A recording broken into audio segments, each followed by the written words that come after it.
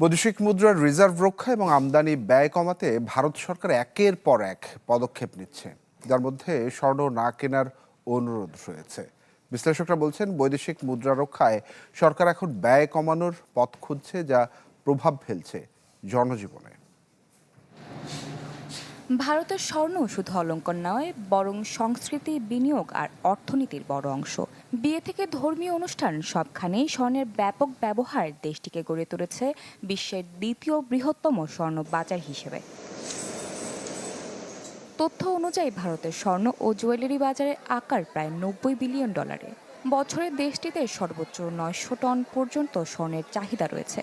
তবে এই বিশাল বাজারের ওপর চাপ তৈরি করছে প্রধানমন্ত্রী নরেন্দ্র মোদীর এক আহ্বানে। বৈদেশিক মুদ্রা সাশ্রয়ে 1 বছরের জন্য স্বর্ণ কেনা বন্ধ রাখার অনুরোধ জানিয়েছেন তিনি।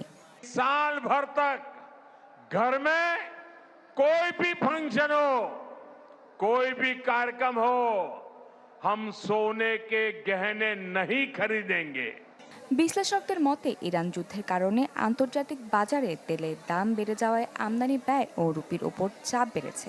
ভারত যেহেতু জ্বালানি ও স্বর্ণ দুই ক্ষেত্রেই বড় আমদানি নির্ভর দেশ, তাই বৈদেশিক মুদ্রা রক্ষায় সরকার এখন ব্যয় কমানোর পথ খুঁজছে। তবে এই সিদ্ধান্তে বড় ধাক্কার আশঙ্কা করছে জুয়েলারি শিল্প, কারণ ভারতে এই খাতের সঙ্গে সরাসরি ও পরোক্ষভাবে জড়িত 3 থেকে 3.5 কোটি মানুষ। ব্যবসায়ীরা বলছেন, স্বর্ণ বিক্রি কমে গেলে সবচেয়ে বেশি ক্ষতিগ্রস্ত হবেন ক্ষুদ্র কারিগর ও শ্রমিকরা। অনেকে কাজ হারানোর ঝুঁকিও তৈরি হতে পারে। सबसे बड़ा असर कारीगरों में पड़ेगा। 3 करोड़ कारीगर हैं हिंदुस्तान में। जो छोटे मझोले कारीगर है, इसका जो भी रोजी रोटी जाएगा, इसका भी सरकार ख्याल रखेगी, तो इंडस्ट्री को नुकसान नहीं हो। অর্থনীতিবিদদের মতে, স্বল্প মেয়াদে স্বর্ণ আমদানি কমলে বৈদেশিক মুদ্রার ওপর চাপ কিছুটা কমতে পারে। তবে দীর্ঘমেয়াদে ভারতের বিশাল স্বর্ণবাজারে মন্দা তৈরি হলে কর্মসংস্থান, ক্ষুদ্র শিল্প ও অভ্যন্তরীণ ভোগ ব্যয়েও নেতিবাচক প্রভাব পড়তে পারে।